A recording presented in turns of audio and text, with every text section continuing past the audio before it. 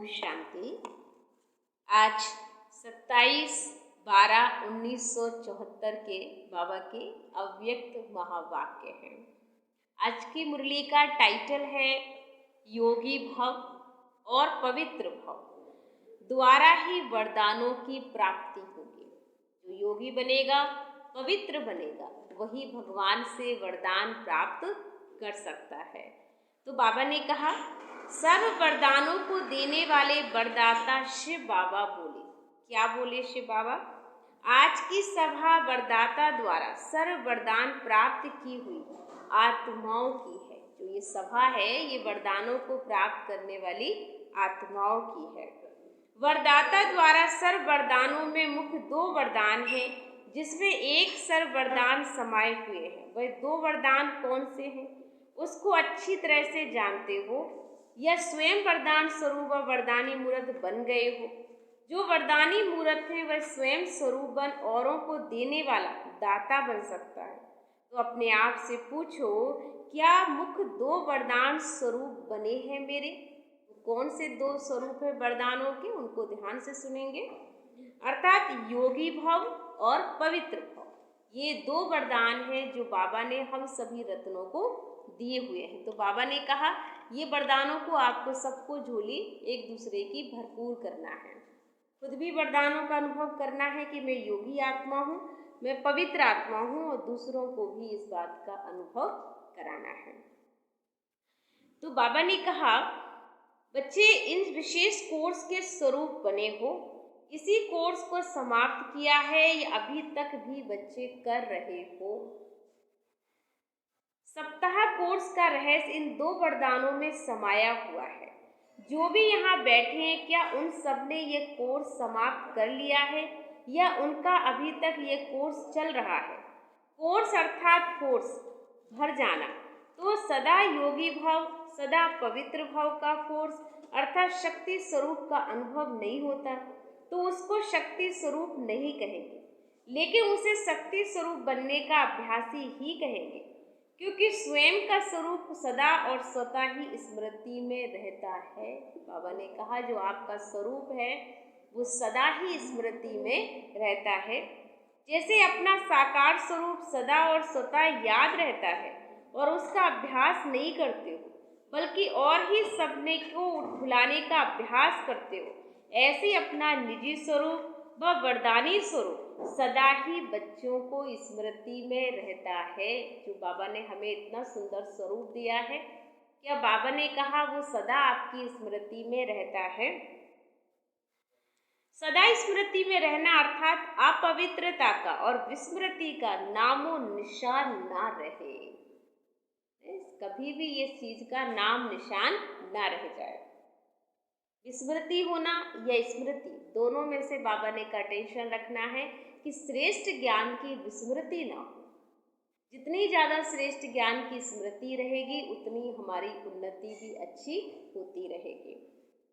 तो नाम निशान ना रहे, इसको कहा जाता वरदानों का कोर्स करना। क्या ऐसा कोर्स किया है सभी बच्चों ने?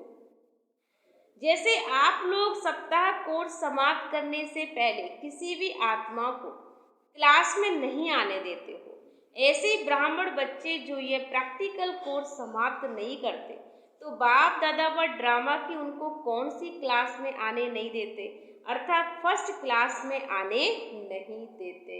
कितनी अच्छी बात कह दी शिव बाबा ने कि बच्चे कौन सी क्लास है जिसमें बाप दादा नहीं आने देंगे, और वो क्लास कौन सी है जो बात नहीं मानेंगे, शिव बाबा की श्रीमत पे नहीं चलेंगे, वो फर्स्ट क्लास में नहीं आ सकेंगे। तो चेक कर लें कहीं ऐसा ना हो कि हम किसी भी एक्टिविटी की वजह से बुरी और फर्स्ट क्लास में आने से हम चूक जाएं। वो हमें वो नहीं होने देना है, हमें हर घड़ी बाबा को साथ रखना है। तो बाबा ने कहा प्रैक्टिकल कोर्स करना है ना, तो इसलिए बाबा ने कहा वो क्लास में नहीं आ सकते, इसलिए फर्स्ट क्लास में आओ। वे सतयुग के आदि में नहीं आ सकते। तो जब आप लोग उनको क्लास में आने नहीं देते, तो ड्रामा की फर्स्ट क्लास में वह अधिकारी नहीं बना सकते। तो फर्स्ट क्लास में आने के लिए ये मुख्य 2 वरदान प्रैक्टिकल रूप में चाहिए। विस्मृति या पवित्रता क्या होती है, इसकी अविद्या हो गई।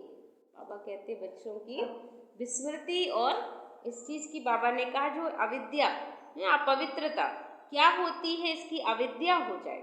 तो तुम संगम युग पर उपस्थित आत्माएं हो, तो ऐसा अनुभव हो कि ये संस्कार व स्वरूप मेरा नहीं लेकिन मेरे द्वारा पास्ट का जन्म का था, अब है नहीं।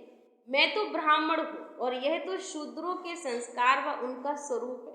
ऐसे अपने से भिन्न अर्थात दूसरों के संस्कार है, ऐसा अनुभव होना, इसको कहा जाता न्यारा भी और प्यारा भी। जैसे देह और देही अलग अलग वस्तुएं हैं, लेकिन अज्ञानवश इन दोनों को मिला दिया है, वैसे ही मेरे को मैं समझ लिया है। तो इस गलती के कारण कितनी परेशानी व दुख और अशांति प्राप्त की हुई है। इसलिए बाबा ने एक बार कहा था कि बच्चे जो मेरा मेरा करते हैं अर्थात वो स्वयं को मैला कर लेते हैं, तो हमें ये मेरे पेरेपन के मैलेपन में नहीं आना है, क्योंकि हम भगवान के स्पेशल बच्चे। आप सब परमात्मा के बहुत ही लाडले बच्चे हो, तो आपको हर कदम फूंक फूंक कर चलना है।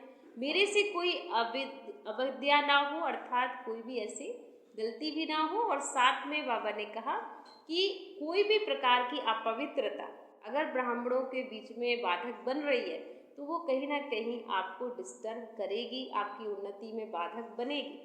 तो कभी भी हम एक दूसरे को गिराने का काम ना करें और उठाने का काम करें, कि जिससे कि एक आत्मा दूसरी आत्मा की उन्नति कर सके। तो बाबा ने कहा यह भी अपवित्रता और विस्मृति के संस्कार जो मेरे अर्थात ब्राह्मणपन के नहीं है, लेकिन जो शूद्रपन के हैं, उनको मेरा समझने से माया के वश व परेशान हो जाते हो, अर्थात ब्राह्मणपन के शान से परे हो जाते हो। तो ये छोटी सी भूल चेक करो कि कहीं यह मेरे संस्कार तो नहीं था, कहीं यह मेरा स्वरूप तो नहीं है, समझा। तो पहला पाठ पवित्र भाव व योगी भाव को प्रैक्टिकल स्वरूप में लाओ, तभी बाप समान और बाप के समीप आने के अधिकारी बन सकते हो। मतलब बाप समान और बाबा के समीप आने के अधिकारी आप बच्चे बन सकते हो। और ये सौभाग्य आप सभी बाबा के रत्नों को प्राप्त है कि बाबा की श्रीमत को जितना यथार्थ फॉलो करोगे, उतना ही बाबा के हम नज़दीक पहुँचते जाएंगे।